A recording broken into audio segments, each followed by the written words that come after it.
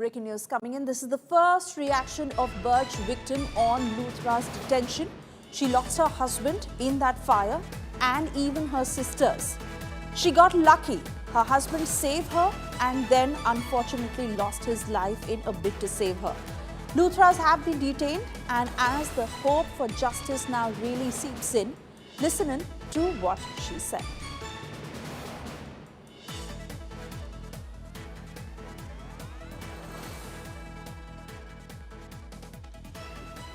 गोवा हादसे में कुल 25 लोगों ने अपनी जान गंवाई।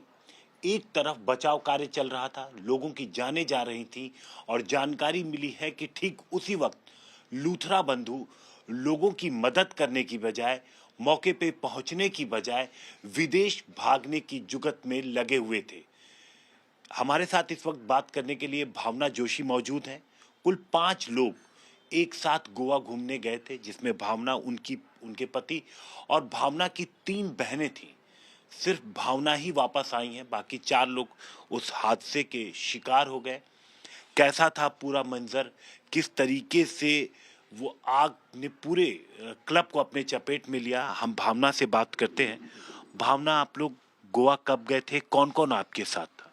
सर, हमारी यहाँ से 4 तारीख की फ़्लाइट थी, जो डिले होते होते फिर अर्ली मॉर्निंग 5 को हमने वहाँ से टेक ऑफ किया था। 5 को हम गोवा पहुँचे थे।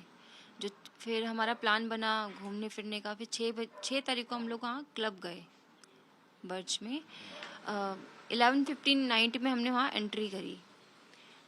20 मिनट्स हम बैठे थे हार्डली, तो अचानक से वहाँ पे छोटा सा एक वहाँ पे गन फायर शॉट जो चलता है जो पार्टीज में, वो चला।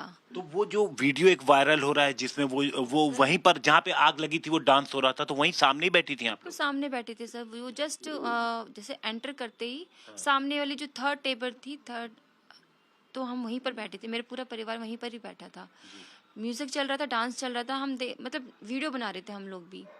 तो मेरे हस्बैंड ने वीडियो बनाते बनाते देखा, उनके सडनली उनकी नज़र पड़ी कि ऊपर छोटा सा एक माइनर से चिंगारी सी है। मतलब उसका ज़्यादा बड़ा नहीं था वो अगर वो उसको वहीं पर कंट्रोल हो जाता तो ऐसा बड़ा हादसा नहीं होता। फिर उन्होंने इशारे से वहाँ पर जो म्यूजिशियन थे उनको इशारे से बोला कि ऊपर कुछ चिंगारी स्पार्किंग हो रही है, आप इसे कंट्रोल कीजिए। तो बल्कि आपने देखा हो वीडियो में कई लोग ऊपर से जैसे देख रहे हैं, वो मेरे हस्बैंड ने उनको बताया था इशारे से कि लोग पैनिक ना करें। तो उन्होंने फिर पीछे से किसी डीजे के पास कोई पर्सन खड़े थे, उन्होंने ग्लास से पानी ऐसे फेंका। फिर मतलब ग्लास बॉटल से पानी फेंका जा रहा था, जिसकी वजह से बहुत धुआं हो गया वहाँ पर। मतलब उतना किसी का दिमाग नहीं चला कि वहाँ पे ग्लास से पानी फेंक रहे हैं, क्या आग बुझ जाएगी? वो तो और बढ़ रही थी आग। ना तो कोई वहाँ पे प्रिकॉशंस था उस आग को बुझाने के लिए, ना तो वहाँ पे कोई अलार्म बजा, वहाँ पे कोई भी सेफ्टी अलार्म कोई भी नहीं बजा, ना वहाँ पे ये आग बुझाने के लिए कोई ना पे सिलेंडर यूज़ किया, कुछ भी नहीं। बस वहाँ की जो अंदर जो टीम थी, उनकी बाउंसर्स थी, तो म्यूज़िक की टीम को बचाने में लगी हुई थी, उनको बचा के बाहर किया उन्होंने। और बस जो अंदर जितने भी लोग, जब धुआं फैला पूरे क्लब में, तो क्या वहां से बाहर निकलने की कोई जगह नहीं थी? नो सर, कोई जगह नहीं थी। जो एंट्री जो गेट था वही एग्जिट डोर था। एंट्री एग्जिट एक ही था? जी सर, से एक ही डोर था। और बाकी तरफ क्या है वहां पे? राउंड बना हुआ था, वो राउंड बना हुआ था जिसमें कोई भी बाहर जाने की कोई भी जगह नहीं थी। सब बंद था, वो पूरा बंद था। पूरा बंद था। तो अंदर धुआं पूरी तरफ बिल्कुल बिल्कुल ब्लैक धुआं, कोई किसी को देख नहीं पा रहा था। आंखों के आगे बिल्कुल अंधेरा, मतलब दम घुटने लग गया था वहाँ पे। ऊपर से लोगों ने की भगदड़ मच गई थी, लोगों ने पैनिक कर दिया था। एक दूसरे के ऊपर से चढ़ के भाग रहे थे अपनी जान को बचाने के लिए। बचाओ बचाओ, आग लग गई। फिर उसके बाद वहाँ पे थोड़ा सा अंदर ही थोड़ा आई थिंक शायद एसी भी फटा अंदर। फिर वो आग तेजी से फैली, और इतनी तेजी से फैली कि 2 से 3 मिनट में वहाँ पे सब पूरा आग की लपटें नीचे गिरने लगी लोगों के ऊपर। तो वो 2-3 फ्लोर में है, तो आप कौन से फ्लोर पे थे? नहीं सर, 2-3 फ्लोर नहीं है वहाँ पर। जो बेसमेंट है वो आई थिंक किचन है वो। अच्छा, बेसमेंट किचन है, और एक ही फ्लोर था, कोई 2 फ्लोर नहीं थे वहाँ पर। तो जिस फ्लोर पे आप थी उस वक्त वहाँ पे कितने लोग रहे होंगे अमूम? सर 200-250 से आके आसपास लोग थे वहाँ पर। 200-250 जी सर। तो आपके पति और बाकी जो आपकी बहनें थी वो कैसे फंसे, क्या हुआ, क्या था? थोड़ा घटनाक्रम को अगर आप याद कर सकें। सर हम साथ में ही थे।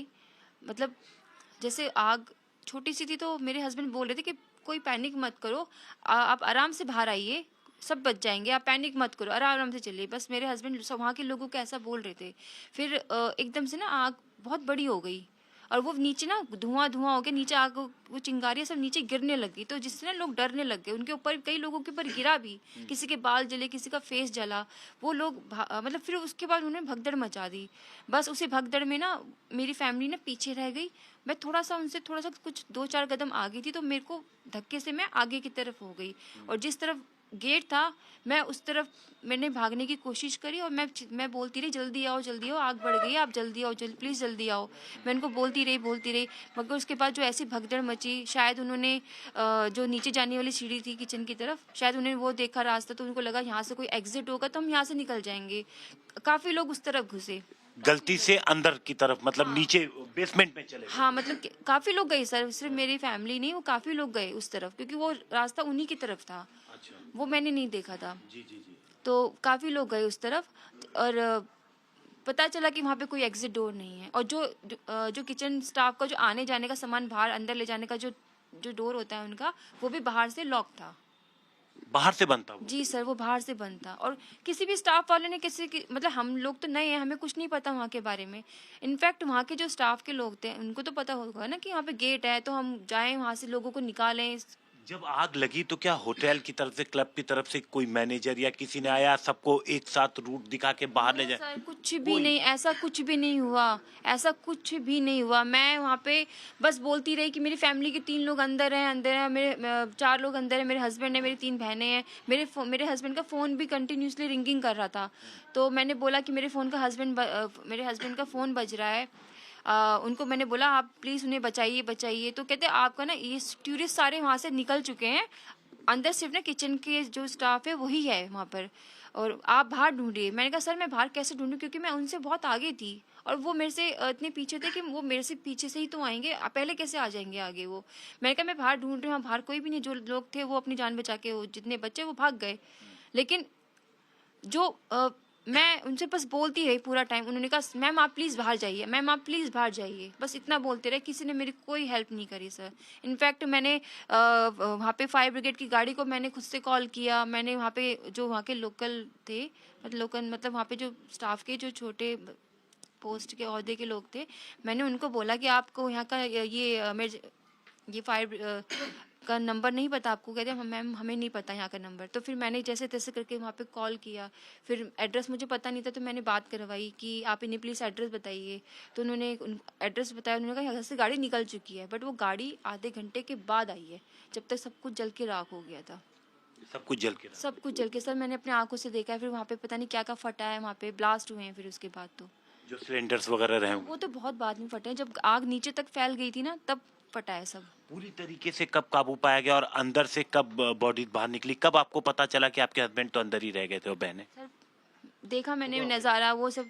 मैं कम से कम 5 घंटे तक वहाँ पे खड़ी रही, और सबसे ना मतलब रिक्वेस्ट करती रही, सबके आगे हाथ जोड़ के बोलती रही कि प्लीज़ मेरी फैमिली के 5 लोग अंदर, आप कुछ तो मुझे अपडेट कीजिए, कुछ तो बताइए क्या हुआ है उनके साथ, क्या नहीं हुआ। वो कह रहे कि आप ना बाहर ढूंढिए। तब उसके बाद भी उनका बस एक ही डायलॉग था कि आप बाहर ढूंढिए, बाहर ढूंढिए। मैंने कहा मैं बाहर क्या ढूंढूं? आप, मैं उनको पागलों की तरह इतने घंटों से ढूंढ रही, क्या वो मेरी फैमिली वाले मुझे नहीं ढूंढेंगे? क्या आप कैसे अनलॉजिक बातें कर रहे हैं?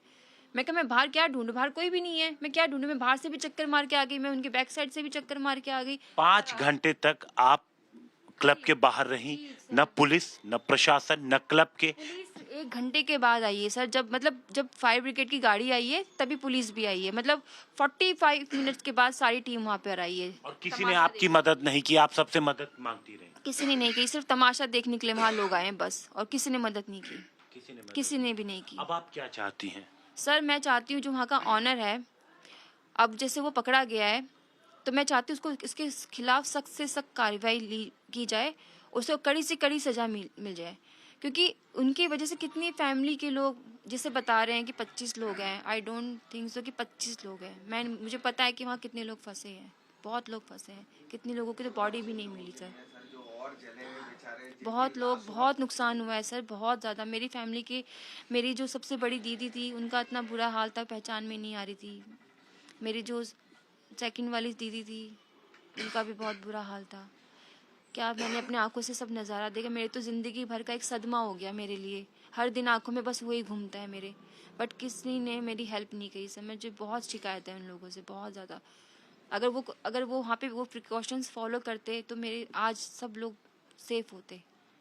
बहुत शिकायत है भावना जोशी जी को, और क्यों ना हो, क्योंकि अपने ही परिवार के पति और 3 बहनों को उन्होंने खोया है। 5 घंटे तक वो बाहर लोगों से मदद मांगती रही, लेकिन कोई भी मदद को आगे नहीं आया। भावना जोशी चाहती हैं कि जो ओनर हैं उनके खिलाफ सख्त से सख्त कार्रवाई की जाए। कैमरामैन रितेश मिश्रा के साथ हिमांशु मिश्रा, दिल्ली, आज तक।